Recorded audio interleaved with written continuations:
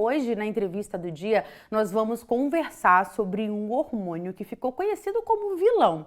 Eu tô falando do cortisol. Ele é muito associado ao estresse, né?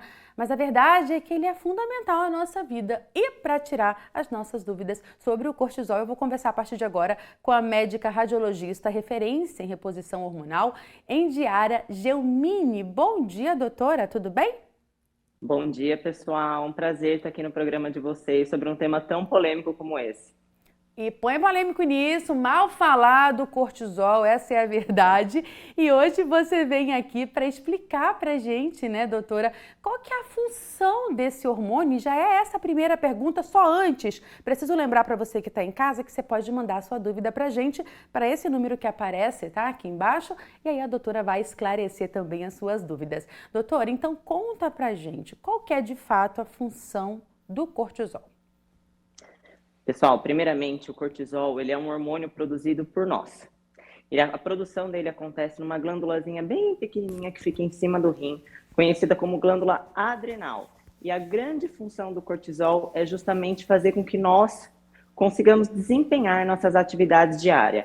É esse hormônio que faz a gente levantar da cama, é esse hormônio que faz a gente ter ânimo para desempenhar tudo que a gente precisa durante 24 horas. E quando que ele se torna esse vilão, então, tão associado ao estresse? Todo mundo fala, ixi, quero nem saber do cortisol. Quando que vira essa chave? Em que momento? A grande questão é que o cortisol, assim como qualquer outro hormônio, pode desequilibrar por alguma patologia endógena, como por exemplo a síndrome do Cushing, que é um excesso de produção do cortisol. Lembrando que ela é uma doença rara e todo mundo confunde com o excesso de cortisol para o estresse. O cortisol, de acordo com o nosso dia a dia, ele também pode sofrer picos. Então, se o paciente, se algum de nós tem uma rotina um pouco mais adrenalizada, um pouco mais conturbada, há um excesso dessa produção do cortisol temporária, na tentativa de fazer esse ser humano desempenhar a função que ele precisa. O que a gente tem que priorizar é sempre o equilíbrio. Existem pessoas, por exemplo, que, na verdade, é o que mais está acontecendo, que tem uma deficiência desse hormônio. Então, quando a gente pensa em cortisol, a gente tem que pensar na curva, no ritmo circadiano que ele desempenha, e não apenas no pico temporário que ele exerce, na tentativa de fazer você conseguir entregar a atividade que você precisa. Certo, doutora. A Luana de Sumaré pergunta como controlar a produção do cortisol, então, doutora? É uma questão um pouquinho complicada. Se fosse tão simples, acho que todo mundo ia querer controlar. Agora o meu cortisol abaixa, agora o meu cortisol eleva. Não é tão simples assim, gente. A nossa produção do cortisol, a gente fala muito hoje em dia na medicina integrativa sobre gerenciamento do estresse. Então, o cortisol, de acordo com até o nosso ritmo respiratório, ele pode interferir.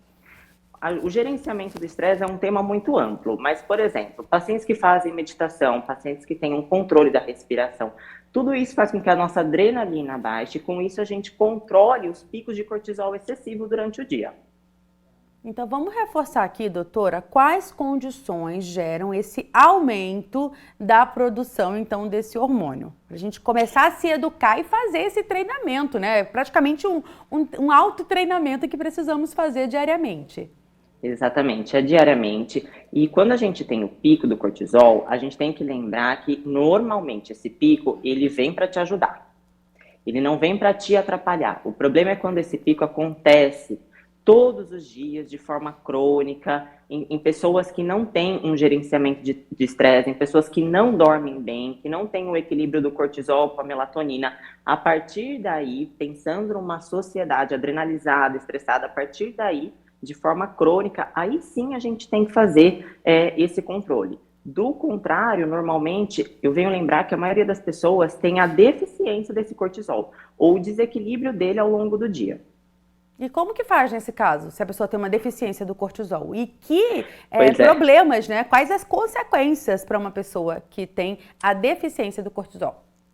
Exatamente, todo mundo acha assim, ai doutor, eu acho que eu tô com meu cortisol alto, eu tô estressada, eu tô me sentindo cansada, esse cansaço não passa, e a partir daí eu peço uma curva de cortisol salivar. É um exame que é feito em laboratório, credenciado pela ANS, então normalmente os planos de saúde cobrem, e eu avalio junto a esse exame o horário que a pessoa acorda, o horário que a pessoa tem uma reunião de trabalho, de repente faz uma atividade física, para eu pedir a segunda amostra e a partir do horário que ela vai dormir, para eu solicitar essa terceira amostra. Então, são pelo menos 3 amostras do cortisol colhido de forma salivar para eu avaliar se esse cortisol está tendo um pico durante a manhã, que é o normal dele, e se esse cortisol está caindo de forma gradativa ao longo do dia, o que é também normal dele. Se o paciente não tem um pico pela manhã, esse paciente não consegue levantar da cama. É um paciente que ele acorda cansado, que ele acorda sintomático. Se ele não tem esse pico matinal, automaticamente ele não vai ter o cortisol ao longo do dia. Então a fadiga e o cansaço crônico aparecem, o que é o mais comum dos sintomas. E aí, falando em sintoma, excelente essa deixa, porque é exatamente o que a gente quer saber, né? Vamos tentar visualizar algum sintoma, alguma dica, alguma orientação para que a gente perceba se o nosso cortisol está desregulado. Você falou essa coisa do desânimo logo cedo. O que a gente pode observar, doutora, para ir, de fato, em busca de uma profissional como você? Pois é o seguinte, o cortisol é um tema polêmico e que não é tão simples. O sintoma mais comum de um cortisol alterado é o cansaço crônico. É aquele cansaço onde o paciente não consegue levantar da cama pela manhã, o paciente não consegue desempenhar as atividades dele no trabalho, não consegue ter foco durante os estudos. Tudo isso pode estar relacionado a um cortisol desequilibrado. Para vocês terem ideia, para o cortisol ter o pico que ele precisa pela manhã, a gente tem que ter tido uma boa noite de sono, o que não acontece na maioria das vezes. Para ter uma boa noite de sono, a gente tem que lembrar de quem? Da melatonina. O cortisol e a melatonina, eles são hormônios contrarreguladores. Se um está alto, outro está baixo. A melatonina, que é o nosso hormônio que faz a gente dormir de forma bonitinha, descansar durante a noite, ela sobe só no período noturno. Só que para essa melatonina subir, o cortisol tem que abaixar. Aquele paciente que vai dormir tarde, que fica no celular até de madrugada, que fica no Netflix, isso daí atrapalha com que o cortisol reduza e com que a melatonina suba. A verdade é que tá tudo junto e misturado e se desregula um lado, né? Tem que estar tudo muito certinho, né, doutora? E aí a pergunta também agora é como então, você falou muito dessa questão, pelas suas palavras, a gente percebe mais uma vez que a qualidade de vida é fundamental também para manter os níveis de cortisol sob controle, né? Você falou da questão de dormir bem. O que mais as pessoas podem fazer para manter esses níveis ali sob controle? Ó, dica de ouro. Quando eu sempre falo, pergunto para os pacientes, se estão acordando cansado? Porque tem muita gente que fala assim, doutor, eu até vou deitar cedo, mas aí o sono não vem, eu pego no telefone, levanto da cama para não acordar meu marido, vou na cozinha. Isso daí faz com que a tua produção de melatonina fique deficiente. Então, a partir do momento que deitou na cama, preferencialmente de 2 a 3 horas antes da meia-noite, para fazer com que esse sono seja duradouro, desliga o celular, coloca um difusor de aromaterapia, pinga umas gotinhas de óleo essencial de lavanda, limão siciliano, que são óleos calmantes, no travesseiro. Tenta liberar os pensamentos, fazendo que, às vezes vem o pensamento, nossa, amanhã eu tenho que desempenhar tal coisa, eu tenho que ligar para tal pessoa. Tenta limpar esses pensamentos, lembrar que agora é tua hora de relaxamento, que amanhã você vai conseguir fazer tudo isso, que para isso precisa estar descansado. Então, todo esse gerenciamento é primordial. Tem pessoas que são noturnas. Fala, doutora, mas eu só consigo trabalhar à noite. Tudo bem, trabalha até um certo horário. A hora de dormir, gente, é hora de dormir. Deita na cama, descansa, porque senão a melatonina não acontece. Se a melatonina não acontece, o sono vai ficar ruim, o paciente vai acordar cansado. E isso, ao longo prazo, pode levar à fadiga da adrenal. Ou seja, a glândula para de produzir cortisol, que é o pior cenário. E por que o pior cenário? O que pode acontecer a partir disso, doutora? Parou de produzir o cortisol, vai dar ruim para a saúde. Pois é, ele é primordial para a nossa vitalidade. É como se a gente tivesse que guerrear. Quando você pensa em um guerreiro, num estado de guerra, é o cortisol que vem à tona. Então, é ele que ajuda a gente a levantar da cama. Quando a gente não tem a produção do cortisol, ou seja, quando tem uma falência dessa glândula, e lembrando que também a gente veio de uma pandemia, né? Então, depois da pandemia, eu tenho pego muita gente com falência de adrenal ou com pelo menos alteração desse ritmo do cortisol.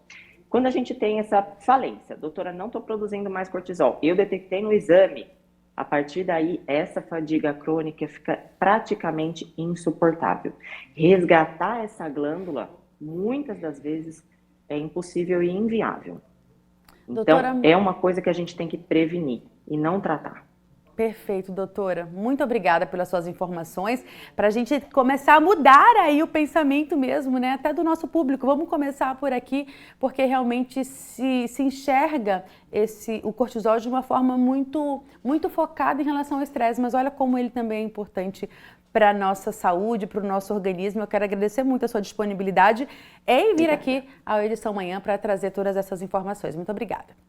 Obrigada eu, gente. Boa semana. Boa semana, doutora. A gente conversou com a médica radiologista, ela que é referência em reposição hormonal sobre cortisol, doutora Endiara Gelmini. Muito obrigada pelas suas informações mais uma vez, e você de casa pode ver e rever essa entrevista no nosso canal do YouTube. O endereço está aqui na tela para você.